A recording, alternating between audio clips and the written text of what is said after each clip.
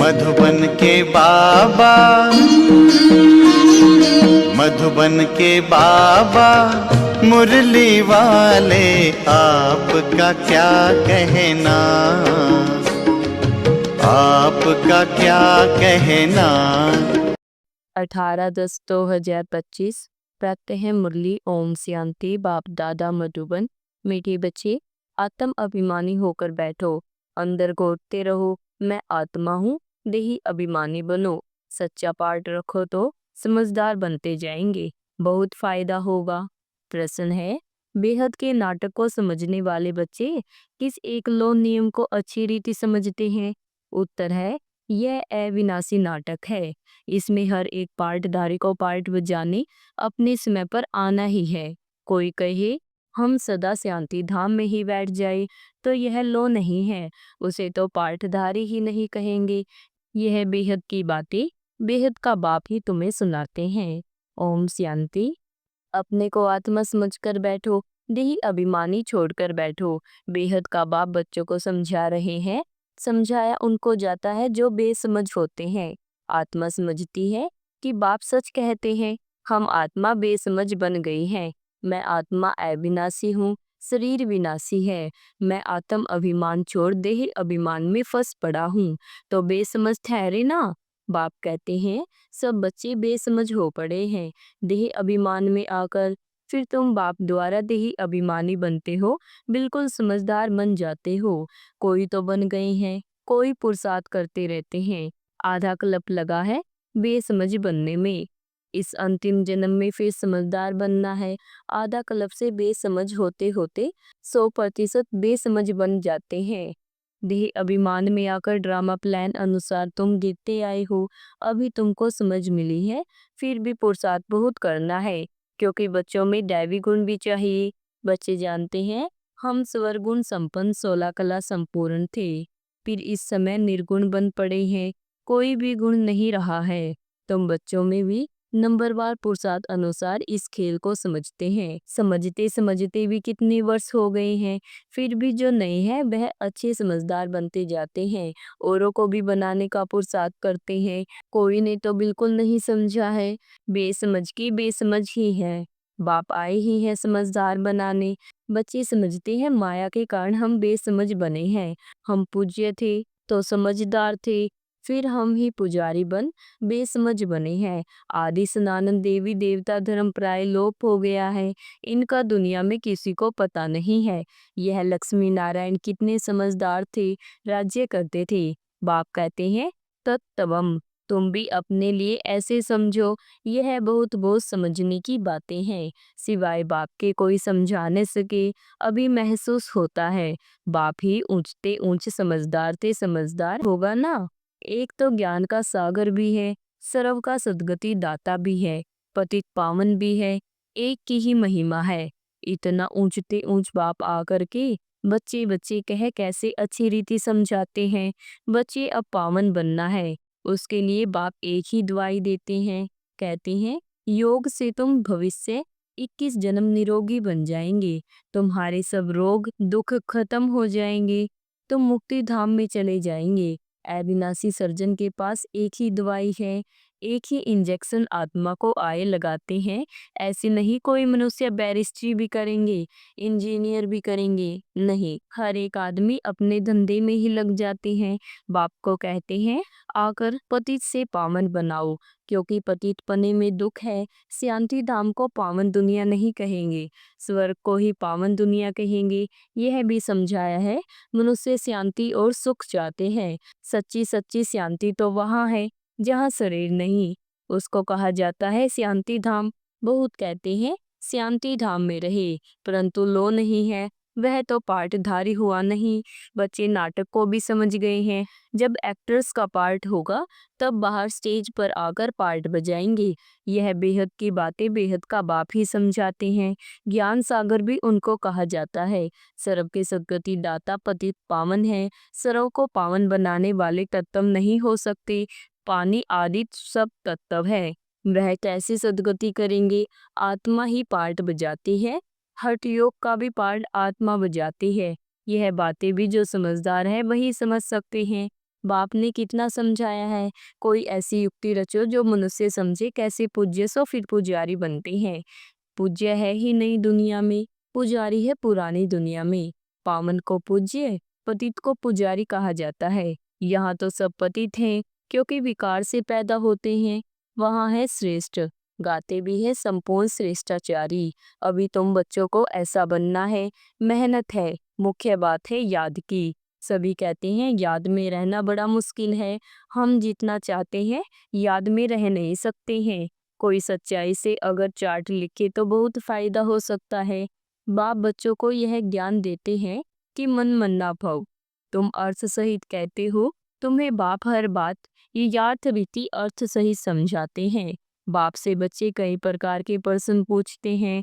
बाप करके दिल लेने लिए कुछ कह देते हैं, परंतु बाप कहते हैं मेरा काम ही है पति से पावन बनाना। मुझे तो बुलाते ही इसलिए हो। तुम जानते हो हम आत्मा शरीर सहित पावन थी, अभी वही आत्मा शरीर सहित पतित बनी है। 84 जन्मों का हिसाब है ना। तुम जानते हो अभी यह दुनिया कांटों का जंगल बन गई है। यह लक्ष्मी नारायण तो फूल है ना, उन्हों के आगे कांटे जाकर कहते हैं आप स्वर्गुण संपन्न, हम पापी कपटी हैं। सबसे बड़ा कांटा है काम विकार का। बाप कहते हैं इस पर जीत पहन जगत जीत बनो। मनुष्य कहते हैं भगवान को कोई न कोई रूप में आना है, भागीरथ पर विराजमान हो आना है। भगवान को आना ही है पुरानी दुनिया को नया बनाने। नई दुनिया को सतो प्रधान, पुरानी को तमो प्रधान कहा जाता है। जबकि अभी पुरानी दुनिया है तो जरूर बाप को आना ही पड़े। बाप को ही रचयिता कहा जाता है। तुम बच्चों को कितना सहज समझाते हैं, कितनी खुशी होनी चाहिए। बाकी किसी का कर्म भोग का हिसाब किताब है। कुछ भी है वह तो भोगना है। इसमें बाबा आशीर्वाद नहीं करते हैं, हमको बुलाते ही हो बाबा आकर हमको वर्षा दो। बाबा से क्या वर्षा पाना चाहते हो? मुक्ति जीवन मुक्ति का। मुक्ति जीवन मुक्ति का दाता एक ही ज्ञान सागर बाप है, इसलिए उनको ज्ञान दाता कहा जाता है। भगवान ने ज्ञान दिया था, परंतु कब दिया, किसने दिया, यह किसी को पता नहीं है। सारा मुजरा इसमें है, किसको ज्ञान दिया यह भी किसी को पता नहीं है। अभी यह बर्मा बैठे हैं, इनको मालूम पड़ा है कि हम सो नारायण था, फिर 84 जन्म हो गए। यह है नंबर 1 में। बाबा बतलाते हैं मेरी तो आंखें ही खुल गई। तुम भी कहेंगे हमारी तो आंखें ही खुल गई। तीसरा नेत्र तो खुलता है ना। तुम कहेंगे हमको बाप का सृष्टि चक्र का पूरा ज्ञान मिल गया है। मैं जो हूँ जैसा हूँ मेरी आंखें खुल गई हैं। कितना वंडर है। हम आत्मा फर्स्ट हैं और फिर हम अपने को दे समझ बैठे। आत्मा कहती है हम एक शरीर छोड़ दूसरा लेता हूँ, फिर भी हम अपने को आत्मा भूल देह अभिमानी बन जाते हैं। इसलिए अब तुमको पहले पहले यह समझ देता हूँ कि अपने को आत्मा समझ बैठो। अंदर में यह घोटते रहो कि मैं आत्मा हूँ। आत्मा न समझने से बाप को भूल जाते हो, फील करते हो। बरोबर हम घड़ी घड़ी दे अभिमान में आ जाते हैं। मेहनत करनी है, यहाँ बैठते तो भी आत्म अभिमानी होकर बैठो। बाप कहते हैं हम तुम बच्चों को रजाई देने आए हैं। आधा कल्प तुमने हमको याद किया है। कोई भी बात सामने आती है तो कहते हैं हाय राम, परंतु ईश्वर व राम कौन है यह किसी को पता नहीं। तुमको सिद्ध करना है ज्ञान का सागर पतित पावन सर्व का सद्गति दाता त्रिमूर्ति परमपिता परमात्मा शिव है। ब्रह्मा विष्णु शंकर तीनों का जन्म इकट्ठा है। सिर्फ शिव जयंती नहीं है, परंतु त्रिमूर्ति शिव जयंती है। जरूर जब शिव की जयंती होगी तो ब्रह्मा की भी जयंती होगी। शिव की जयंती मनाते हैं, परंतु ब्रह्मा ने क्या किया? लौकिक पारलौकिक, और यह है अलौकिक बाप। यह है प्रजापिता ब्रह्मा। बाप कहते हैं नई दुनिया के लिए यह नया ज्ञान अभी तुमको मिलता है, फिर प्रायलोप हो जाता है। जिसको बाप रचता और रचना का ज्ञान नहीं तो अज्ञानी ठहरे ना। अज्ञान नींद में सोए पड़े हैं। ज्ञान से है दिन, भक्ति से है रात। शिवरात्रि का अर्थ भी नहीं जानते, इसने उनकी हॉलीडे भी उड़ा दी है। अभी तुम जानते हो बाप आते ही हैं सबकी जोत जगाने। तुम यह बत्तियां आदि जगाएंगे तो समझेंगे इनका कोई बड़ा दिन है। अब तुम जागते हो अर्थ सहित, वो लोग थोड़े ही समझेंगे। तुम्हारे भाषण से पूरा समझ नहीं सकते। अभी सारे विषयों पर रावण का राज्य है। यहाँ तो मनुष्य कितने दुखी हैं। दीदी सीधी वाले भी बहुत तंग करते हैं। अखबारों में भी पढ़ता है इनमें हेविन सोल है, बहुत दुख देते हैं। बाबा कहते हैं इन बातों से तुम्हारा कोई कनेक्शन नहीं। बाप तो सीधी बात बताते हैं, बच्चे तुम मुझे याद करो तो तुम पावन बन जाएंगे, तुम्हारे सब दुख दूर हो जाएंगे। अच्छा, मीठे मीठे सीलद्य बच्चों, प्रीत माता पिता, बाप दादा का याद प्यार और गुड मॉर्निंग।